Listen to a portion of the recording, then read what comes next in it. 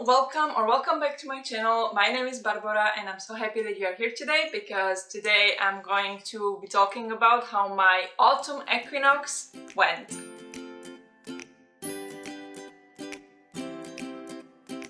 So this video is about all the books I read in August, which was also the Magical Readathon Orilium Autumn Equinox. And so, yeah, I want to talk about all the books that I read, if I managed to finish my calling, or if I did manage to go on some quests, and talk about the books I got to read. So let's just start right away. So, for my calling of Beastmaster, I had to read 7 books to complete the calling. And so the first prompt, or first book I was supposed to read, was for the Ordinary in Elemental Studies. The prompt was start a book with a drink. For this I picked the Book of Longings by Sue Monk Kidd, and this book is kind of a historical fiction set in, I think, between 16 and 60 AC, so 2000 years ago, in the area of today's Israel, around Nazareth and Jerusalem and those places, and also Alexandria. We follow our main character Anna, who grows up in a little village in now Israel, and her father is a powerful man in the town. He is basically hand to the king of the town, so he's very important, and he decides one day to marry her off to Nathaniel, who is a really old widow man who Anna is just disgusted by. And when they are at the market to meet Nathaniel, there is also Jesus, and Anna just meets eyes with him and she falls in love instantly. This book follows Anna growing up, being engaged to Nathaniel but dreaming about Jesus, and her life from there on. And it's a really beautiful story about hope and love, friendship, family, and loyalty. It is absolutely gorgeous, and Jesus plays a big role in this book, which is why I was kind of worried about it, because I'm not religious and I don't know much about Jesus and about this entire thing. So I wasn't sure, but I really love this book, and I definitely recommend if you enjoy historical fiction. It was very good. I loved it. So I gave it 4 stars. Next book I was supposed to read was for Animal Studies, and for this I was supposed to read Book with the Familiar or Animal Companion. And for this I picked How to Stop Time by Matt Haig. And this is a book about a man called Tom Hazard, who is around 400 years old. And he starts to have these headaches because just the memories of 400 years of life starts to get too intense and too much. So he starts to get these headaches frequently. And we basically follow him, and there are flashbacks to his life in the past, to his past 400 years, where he met other people like him, or where he was talking about when he met Rose, his love of his life. And yeah, it's just such a fascinating story, and I just love Matt Haig's writing. It is not like the most beautiful writing you'll ever read. It is not extremely sophisticated or anything like this, but it is very easily read. And what I love about it is Matt Haig usually puts these big messages in his books. The way his characters think about life and love, friendships, and all these things important to our life is just so... It's basically kind of my description would be it's a self-help book as a fiction. It is not a self-help book, but there is a lot of messages like this that encourage you to look at life differently, to maybe try to adopt a different attitude, and yeah, there is a lot to learn, and I love these books. And there was a dog. The guy adopted a dog. He doesn't play a major role in the book, but he does have a dog. He was really cute. And I really love this book. I enjoyed it so much, so 4 stars as well. Next, I was supposed to read a book for Qualified for Animal Studies. The prompt was a raven on the cover or in the title, and for this I pushed the prompt a little bit, stretched it a little bit, and I read Pull of the Stars, The Pull of the Stars of Emma Donoghue. I know these are not Ravens, but that was the closest to Raven I had. I also have A Feast for Crows from George R.R. Martin, but I haven't read the previous books. That's the 4th book in the series, I think. So I was not going to read the 4th book in the series when I didn't read the previous one, so I decided to go for this one instead. And this book is a historical fiction set in 1918 Dublin during the World War II and during influenza. So influenza took over Dublin, and it is all too real now with our own pandemic. So it was very interesting to read about it from the point of view of also during World War II. We follow a nurse in a hospital. Her name is Julia. They have shortages in the hospital, so there is not enough doctors and nurses, so she ends up to be a head nurse to a maternity ward where they have pregnant women who have influenza. It was very interesting to read about this kind of situation. I do not recommend this book if you are pregnant or if you are scared of labor. There was lots of medical imagery and lots of labor, as actually many labors. And yeah, the interesting thing is the entire book takes place during 3 days on this maternity ward.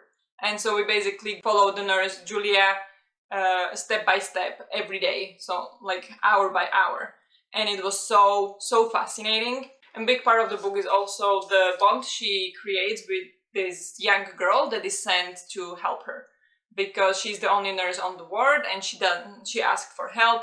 There are no other free nurses, so they send her help in the form of this 22-year-old girl who knows nothing about medicine, and they just have this kind of connection, and it's about that as well. And it was really beautiful.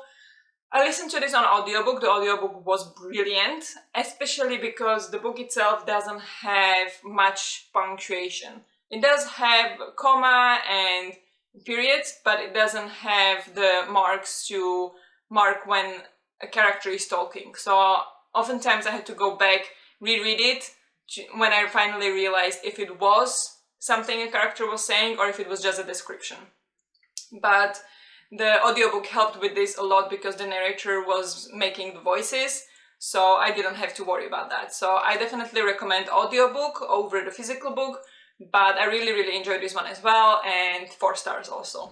Okay, and then the 3rd book I read for the animal studies for Distinguished was a book with a rabbit on the cover, and it was The Opposite of Butterfly Hunting by Ivana Lynch, who is the actress who played Luna Lovegood. And this is her memoir about how she was growing up, and especially focusing on her eating disorder that she developed when she was, I think, 10 or 12. And basically the entire process of how she got to the point of having this eating disorder, how she went to the doctor and to psychologists, and how she had to be admitted to hospital to help her, and how her parents were desperate, and how her attitude was as a 12-year-old misunderstood girl with eating disorder. And it was just so powerful. Be aware of the trigger warnings, because the entire book is about eating disorders, so if this is a trigger for you, approach carefully.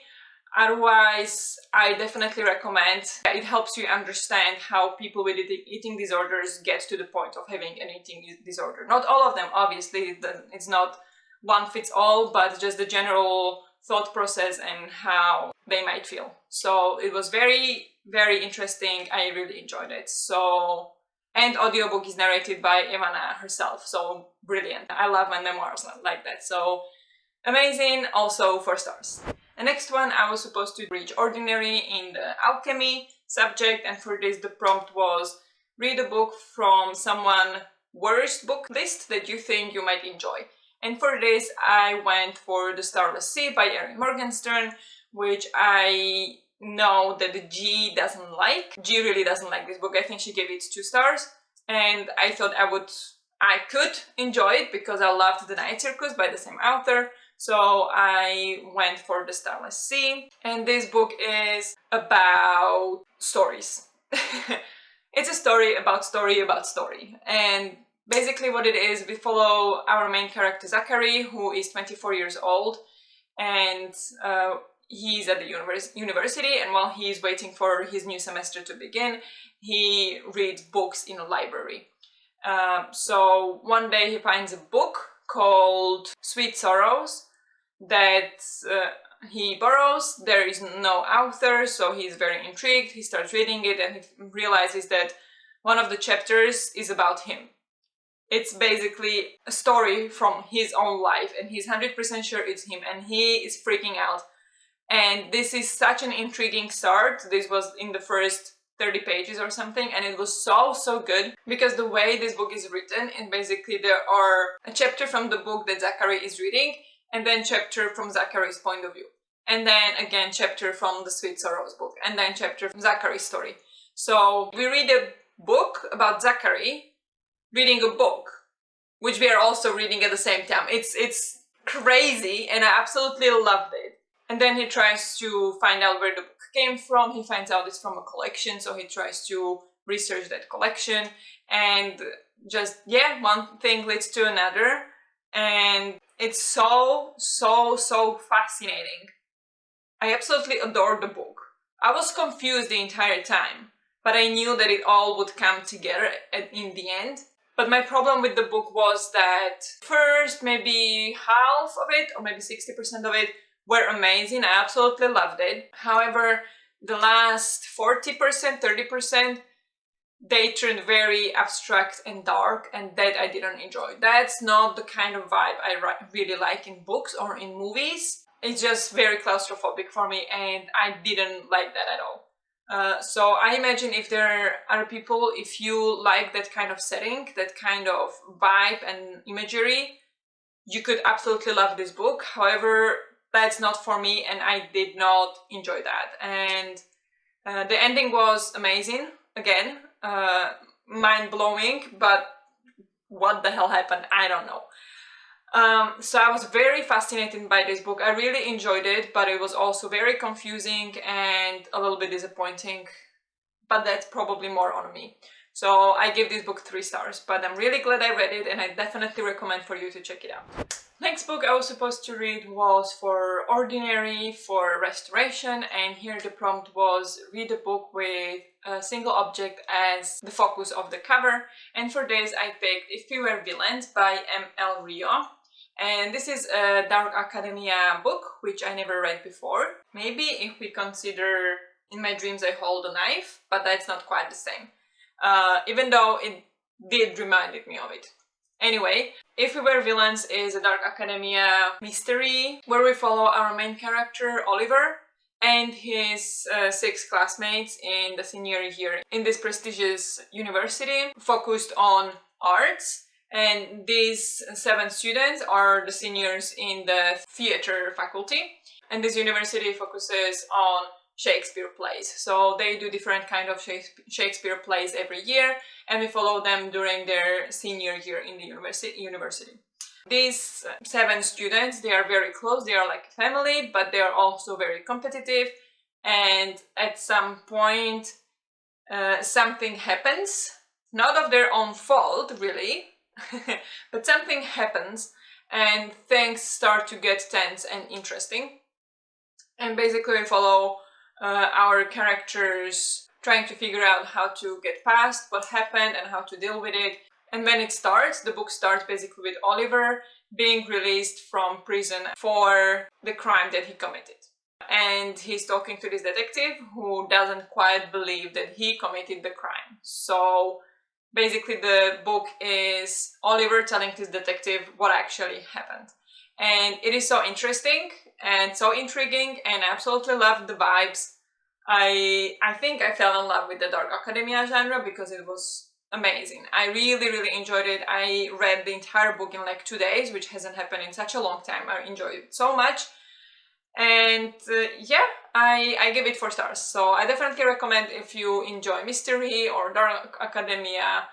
And yeah, and the last book I was supposed to read for my calling was Q, so Qualified, for Restoration, and the prompt was read one of the oldest books on your TBR. And for this I read How to Create a Vegan World A Pragmatic Approach by Tobias Leonard.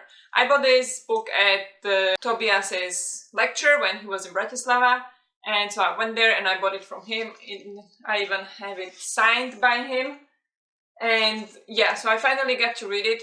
It was really interesting, and if you are a vegan who gets to talk to other people about veganism, if they ask you about it or for whatever reason, this is definitely a book you should read. And me as a vegan, I found it really useful, but most of the things I already understood. Some of the things he did make me realize, realize at the lecture, so some of the things I already knew, but lots of the things I also realized on my own, and what I like to see online, and what kind of activism I like, and what I understand, how I would like to be approached by activists about topics I don't know. So vegans need to approach other people the same way. And so lots of that I already realized on my own. A lot of times it felt like he was kind of condescending and telling that all the vegans are jerks and pushing the vegan agenda and are being really aggressive towards non-vegans. But that's not what I understand how most vegans are, and I didn't really appreciate that. Even though he does specify a lot that it's some vegans that are like that, and it's, yeah, some group of vegans. But so obviously he doesn't say it's all the vegans like that, but it just was such a big part of the book was focused on that I did not like that. However, there was still some really amazing messages that I didn't realize and that I didn't think about it that way. So I learned new things as well. But overall, I think it was an amazing book and very important if you are a vegan and if you are an activist. And yeah, so I did enjoy it and I gave it 4 stars. So I did complete my calling. Those were all the 7 books I had to read for my calling, and I graduated the first year and I'm so happy. It was quite stressful this time around, but yeah, it worked, made it. But then I did manage actually to read some books for quests as well. So let me talk about those as well. So the first book I read was a book for the quest They Must Be Stopped, and the prompt was 3 words title. This was specifically quest for Patreons of G. And yeah, for this I read the book The Guest List by Lucy Foley. I read this the first book of the month because I needed to return it to the library already back in July. So I needed to read it quick so I could return it. So I read it in the beginning as first. And I actually listened to it most of the time on an audiobook. The audiobook was great. I really enjoyed it. What this book is, it is a mystery thriller, more mystery, set on an Irish island off the coast of Ireland in Atlantic Ocean. And there is this huge fancy wedding of 2 famous people, and there are their friends coming along. And so we follow the friends, we have multiple point of views, we have the wedding planner, the bride, the groom, the best man's wife, the best man, and yeah, it was very entertaining and I really enjoyed it. I, for some reason, am crazy about Ireland, so I love that it was set in Ireland, and the wedding planner was Irish, so the narrator had Irish accent.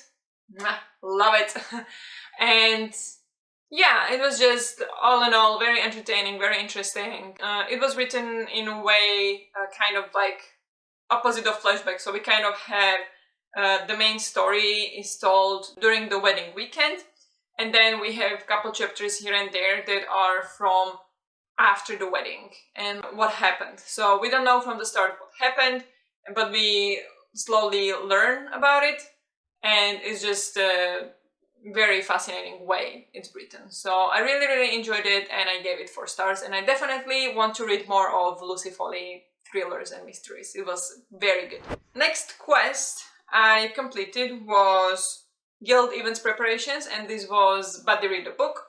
And for this I read The Girl with the Louding Voice by Abby Dare, and I buddy read it with Beth from B Book 3. We read it towards the beginning of the month as well.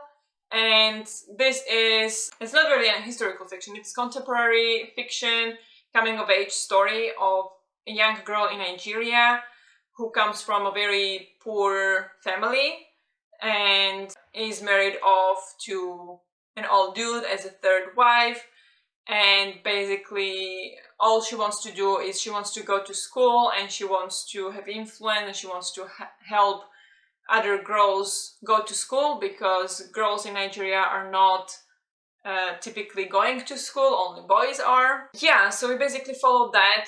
It is very, very interesting story and very hard to read at times. I had some issues with it, however, not big ones, just something that really took my enjoyment a little bit lower. And I don't really want to say, because one part of it is I didn't like the ending. I didn't like how the ending was done. Not because it's like happy ending or unhappy ending or something, that has nothing to do with it, just the way how we never... No, I can't say it, it's a spoiler. So I will not say that, but I just didn't like how it was written overall. What I did like is in the beginning, or like from the start, the English in the book is very hard to read, and I had trouble because it was kind of like Nigerian low educated English, and I had trouble reading it in my head, so I was listening to it on audiobook at the same time as reading it, so I had the proper accent reading it for me. And it was very interesting because from the beginning there is quite a lot of grammatical mistakes, and the language in itself was not very good.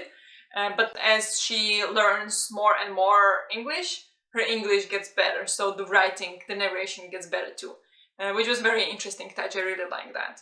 But yeah, and just overall it missed something for me, so I gave that 3 stars.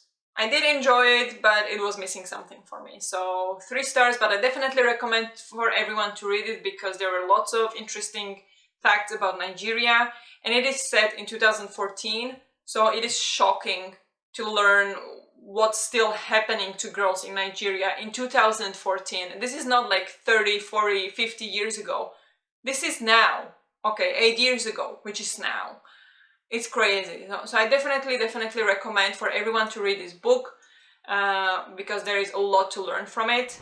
And then the last book I read this month that I managed, the quest was Amphibian Wranglers Wanted, and the prompt was author name starts with B or F. And for that I managed to read, this was last 3 hours of the month, I managed to squeeze in Kale Oghobe. And in English, in original, it is Calvin and Hopes, I think, by Bill Watterson. And this is a comic book with basically, it's a collection of comics from newspapers where they release this every day, was a piece of it, and now they put it into a book, and so I read that, and it was very entertaining.